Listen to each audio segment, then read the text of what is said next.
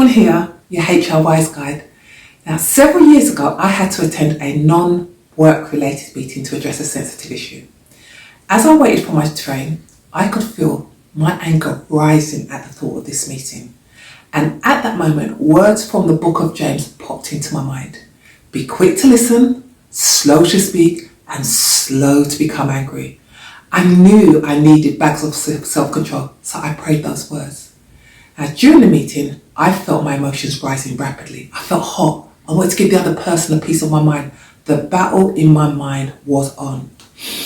But I got hold of my feelings because losing my temper meant losing credibility, which would jeopardize my desired outcome, right? Now, if you're in the midst of a HR process, there are likely going to be instances where the process or people will test your self-control.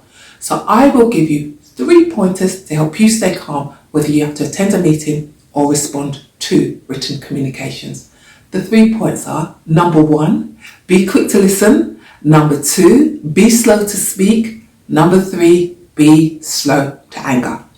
Now, as I go through each point in turn, you will see how they work together to build self-control in and around you. Plus, it helps that you can help yourself avoid eating humble pie. So number 1, be quick to listen. Imagine you've got to attend a meeting. You may already be in an anxious or defensive state, okay? Ready to defend yourself or give the other party is in the meeting a piece of your mind. But before the meeting, I want you to decide that you are going to actively listen and focus on what other party is saying without interrupting them. I know that may be challenging when you really, really want to say what you want to say, but you can do it, and I'm going to show you how. So when the other person's speaking, you can maintain your self-control by taking notes of what they're saying, all right? So at this stage, your sole focus is capturing what the other person is saying without responding to them, without interrupting them. And writing notes also ensures that you have a written record of the meeting. That leads us on to the next point. Number 2, be slow to speak. Once the other party has finished saying what they need to, you can clarify what you heard them say before you respond. So clarify what you think you heard them say before you respond. And if you are ready to respond calmly, respond factually as far as you can. Focus on facts, not feelings. Number 3, be slow to become angry. You may feel angry, but you don't have to act on it. If you fail to control your anger, you may damage your credibility and character. If at any point you need to take a break to compose yourself, request one. If you're on the phone, ask the other person to bear with you for a few minutes or agree on a mutually convenient time to continue the conversation. And if you need to process how you feel safely, please consider accessing your employer's employee assistance scheme. They often offer several hours of free counselling and loads of health and wellbeing guidance. Or you may need to make an appointment to see your GP.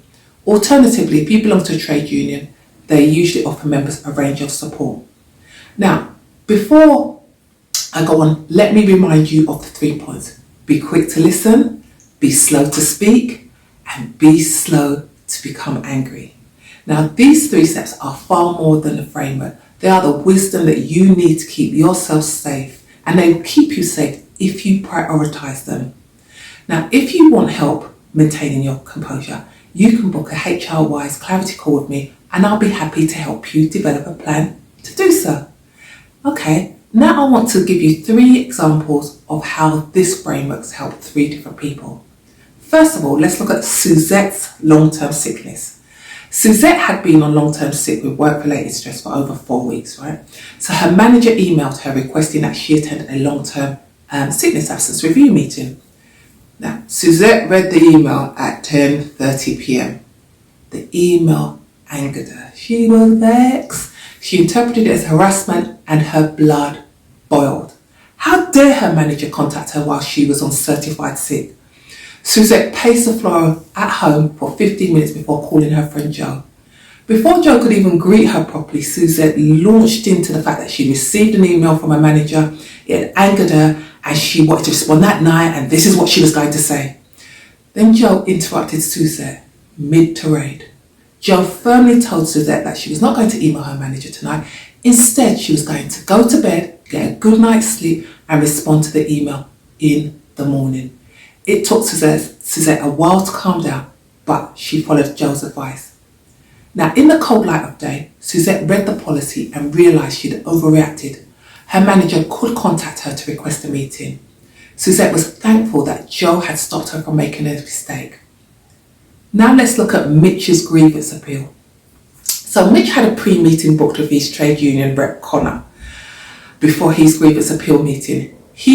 Mitch knew he had a good appeal, but this was the first time he'd had to appeal a grievance, and he found the whole process overwhelming.